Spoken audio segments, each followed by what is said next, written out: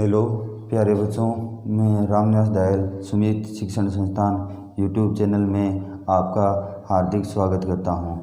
Corona की इस वैश्विक महामारी के दौरान आप सभी ने खेल कूद में विशेष तरीके से ध्यान दिया है। अपनी संस्था के द्वारा एक यूट्यूब चैनल चलाए गए हैं जिसमें खेल कूद के साथ साथ में अगर आप 2-3 घंटे पढ़ाई पे ध्यान दोगे तो आपको निश्चित रूप से कुछ ना कुछ अवश्य याद होगा।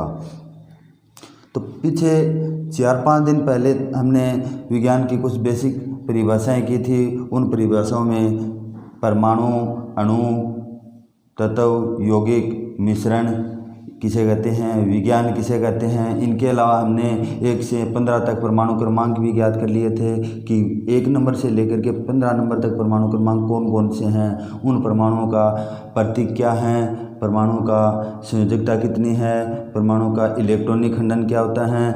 उनके बाद में हम आज 16 नंबर से शुरू करेंगे। तो सबसे पहला हमारा पॉइंट था परमाणु क्रमांक। परमाणु क्रमांक हमारे द्वारा 1 से 15 तक कंप्लीट कर लिए गए हैं। अगर आपको कुछ भी समझ में नहीं आया है तो आप कमेंट बॉक्स में लिख करके उनके आंसर हमसे दोबारा पूछ सकते हो। तो इससे आगे है 16 नंबर। परमाणु क्रमांक के बाद में अपना पॉइंट है दूसरा परमाणु, परमाणु का नाम। और परमाणु के नाम के बाद में उसका अगला पॉइंट आता है प्रतीक, यानी उस परमाणु का प्रतीक क्या होता है। प्रतीक के बाद में आती है उसकी संयोजकता, यानी उस परमाणु की संयोजकता कितनी होती है। संयोजकता का पता हमें उस परमाणु के इलेक्ट्रॉनिक खंडन करेंगे तभी हमें उसकी संयोजकता का पता चलेगा। तो इसके बाद में उसका अगला पॉइंट है इलेक्ट्रॉनिक खंडन। इलेक्ट्रॉनिक खंडन उस परमाणु के अंदर पाए जाने वाले जितने भी इलेक्ट्रॉन हैं उन इलेक्ट्रॉनों का अगर हम खंडन कर देंगे तो उसके जो बाह्य कक्ष में पाए जाएंगे परमाणु या जो इलेक्ट्रॉन पाए जाएंगे वो इलेक्ट्रॉन ही उस परमाणु की क्या है, संयोजकता हैं। तो अपना अंतिम पॉइंट है इलेक्ट्रॉनिक खंडन। 16 नंबर पे हम लेते हैं 15 तक हमारे हो गए, 1 से 15 तक। 16 नंबर पर हमारा पॉइंट है सल्फर, या सल्फर को हम कहते हैं सामान्य भाषा में गंधक। गंधक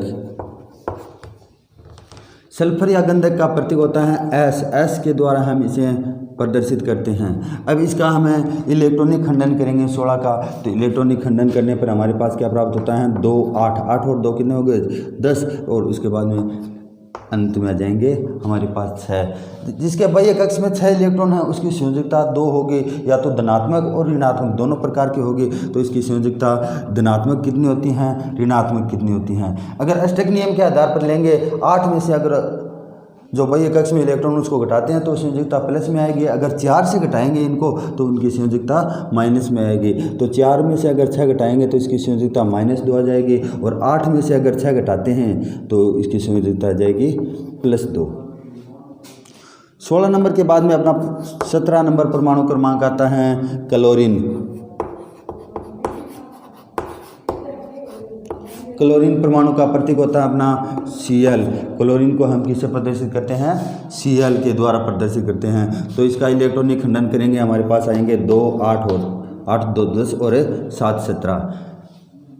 अब इसकी संयोजकता जब हम ज्ञात करेंगे तो 4 से 7 कितने बड़े हैं, 4 से 7 हो -3 बड़े हैं। तो इसकी एक तो संयोजकता होगी -3 और इसकी धनात्मक संयोजकता को ज्ञात करेंगे हम अष्टक नियम से, यानी 8 से 7 घटाएंगे तो इसकी संयोजकता हो जाएगी +1। -3 और +1। अब 18 नंबर पे आता है आर्गन। अपना 18 नंबर परमाणु है आर्गन। इस आर्गन का प्रतीक होता है Ar। आर्गन का प्रतीक है Ar। 18 का जब हम इलेक्ट्रॉनिक खंडन करते हैं तो अपने पास में क्या आता है 2, 8 और 8, 2, 8, 8 इतने आते हैं। अब जैसे परमाणु के बाह्य कक्ष में 8 इलेक्ट्रॉन हो उसकी संयोजकता ऑटोमेटिक ही कितनी हो जाती हैं, 0 हो जाती हैं, क्योंकि वो परमाणु क्या कर लेता है अपना अष्टक नियम पूर्ण कर लेता है, इसलिए इसकी संयोजकता हो गई 0। 18 के बाद में आता है 19 नंबर पे। 19 नंबर पे क्या आएगा, पोटेशियम आएगा। पोटेशियम को लैटिन भाषा में दूसरा नाम है कैलियम। लैटिन भाषा में दूसरा नाम है केलियम, इसलिए इसको हम किससे लिखते हैं, के से, यानी इसका प्रतीक क्या है, के है। अब 19 नंबर का जब हम इलेक्ट्रॉनिक खंडन करेंगे तो 2, 8, 8 और 1। इलेक्ट्रॉनिक खंडन करने पर हमें पता चल जाता है कि के कक्ष हैं, उसमें 2 इलेक्ट्रॉन है, एल में 8 हैं और एम में 6 हैं। के एल एम, के एल एम, के एल एम एन, यानी कक्षों की संख्या का हमें पता चल जाता है। जो परमाणु के अंदर जो 4 कक्ष पाए जाते हैं, तो कौन से परमाणु में 2 है, कौन से परमाणु में 3 है, कौन से परमाणु में एक कक्ष है, कौन से में 4 कक्ष हैं। तो जो 19 नंबर है पोटेशियम, उसके अंदर KLMN चारों के चारों कक्ष पाए जाते हैं। 19 का जब हम इलेक्ट्रॉनिक खंडन करते हैं तो हमारे पास बाह्य कक्ष में इलेक्ट्रॉन की संख्या 1 प्राप्त हुई। तो वो 1 क्या है, इसकी संयोजकता है, इसे पोटेशियम की संयोजकता है। इसके बाद में 20 नंबर आता है अपना, 20 नंबर कैल्शियम आता है, 20 नंबर कैल्शियम आता है। कैल्शियम का प्रतीक क्या होता है, Ca। कैल्शियम को हमें Ca के द्वारा प्रदर्शित करते हैं। जब 20 नंबर का हम इलेक्ट्रॉनिक खंडन करते हैं तो K कक्ष में 2 आ जाएंगे, L में 8 आ जाएंगे, M में 8 आ जाएंगे और N के अंदर 2 आ जाएंगे, यानी टोटल अपने कितने हो जाएंगे, 20 हो जाएंगे। अब इसके बाह्य कक्ष में 2 इलेक्ट्रॉन हैं, तो इस कैल्शियम की संयोजकता अपने पास कितनी हो गई, 2 हो गई। मैं आपसे उम्मीद करता हूं कि आपको परमाणु क्रमांक 1 से लेकर 20 तक याद होगी। अगर आपको याद नहीं हैं तो कमेंट बॉक्स में जाकर के आप इनके आंसर हैं वो हमसे दोबारा पूछ सकते हो, हमारे से दोबारा आप राय ले सकते हो।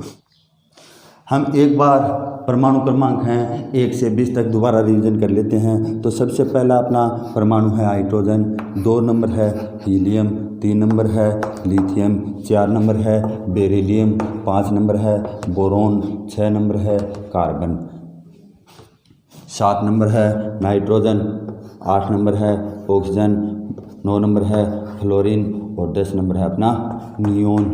ये 10 तक हो गए।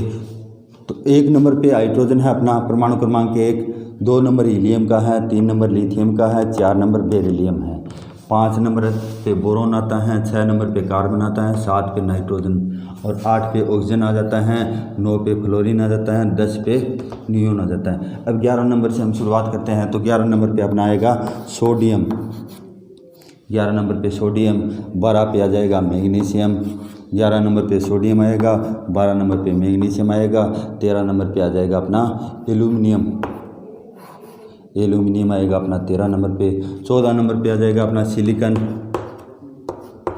15 नंबर पे आ जाएगा अपना फास्फोरस, 16 नंबर पे आ जाएगा सल्फर या गंधक, 17 नंबर पे आ जाएगा अपना क्लोरीन, 18 नंबर पे आ जाएगा अपना आर्गन, 19 नंबर पे आ जाएगा अपना पोटेशियम और 20 नंबर पे आ जाएगा अपना कैल्शियम। तो ये 1 से लेकर 20 तक परमाणु क्रमांक हैं। जैसे सिलिकॉन, सिलिकॉन है अपने 14 नंबर पे, इसका प्रतीक क्या होता है, SI प्रतीक होता है। अब इसका इलेक्ट्रॉनिक खंडन करेंगे 14 का इलेक्ट्रॉनिक खंडन करेंगे तो 2, 8, 8, 2, 10 और 4, 2, 8, 4 इसका इलेक्ट्रॉनिक खंडन हो गया।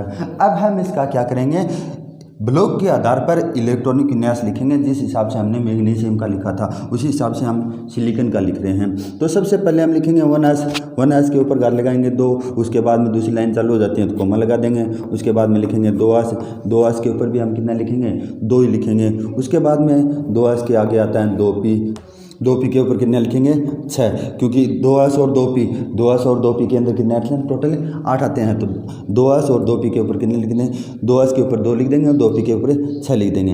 अब अपना आता है 3s के ऊपर कितने लिखेंगे, 2, 3s के ऊपर कितने लिखेंगे, 2 लिखेंगे।